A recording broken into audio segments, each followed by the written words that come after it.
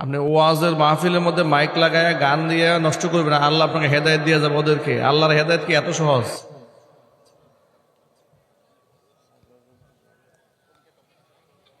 কি মুশকিল বলেন তো, এরকম তো পুরো মাইন্ড তো ওইদিকে বারবার চলে যাচ্ছে।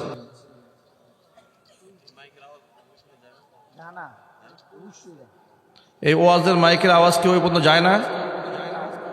যায়?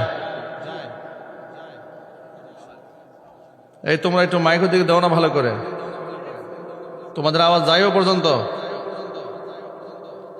তো ওই এলাকায় কি একজনও মুসলমান নাই? যে একটা মাহফিল চলতেছে, এত লম্বা সময় হুজুরা ওয়াজ করতেছে, ওখানে এই গানটা বন্ধ করার জন্য কোনো লোক নাই?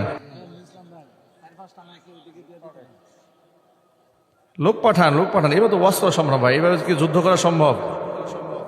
আমি তো নসিহত করতে আসছি না, মারামারি করতে তো আসি নাই।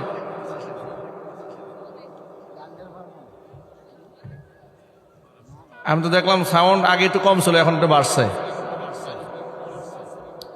ভোল্টেজ বাড়ছে।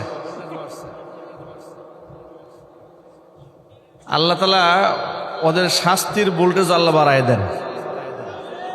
আমিন জুড়ে বলেন।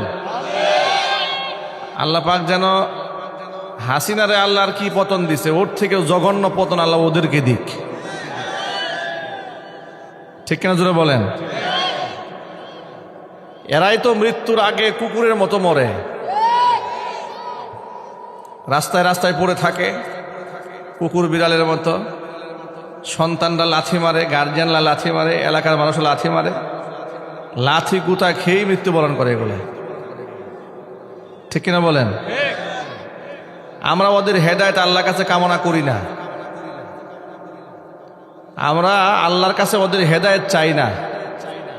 যারা এত বছর ওয়াজ শোনার পরে, এত বছর ওয়াজ করার পরে, মাইকের আওয়াজ যাওয়ার পরে যারা সরাসরি মাহফিলের দিকে মাইক দিয়ে গান বাজায়, আমরা আল্লাহর কাছে ওদের হেদায়েত চাই না, আমরা আল্লাহর কাছে ওদের ধ্বংস কামনা করি,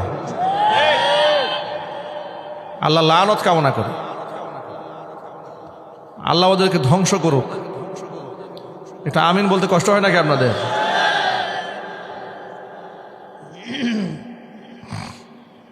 আপনার মেহেরবানি করে একটু পরিবেশ করে এগিয়ে আসেন, বিক্ষিপ্ত হয়ে না বসে একটু মেহেরবানি করে আগায় বসেন।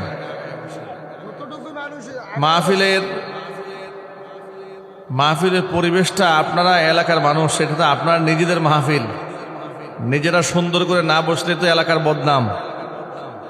এটা পরিবেশ করে বসা দরকার। মেহেরবানি করে একটু জমে বসেন, মেহেরবানি করে জমে বসেন। আওয়াজ মনে হয় পৌঁছাইছে মনে হয় এখন, নাকি?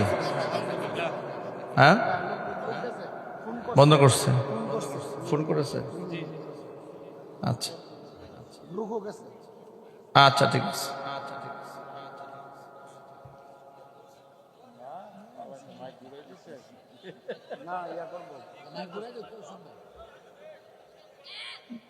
যা, কারো গান তো আমরা বন্ধ করতে পারবো না, অন্তত মাইকটা তো একটু বন্ধ করা যায়, ঠিক কিনা?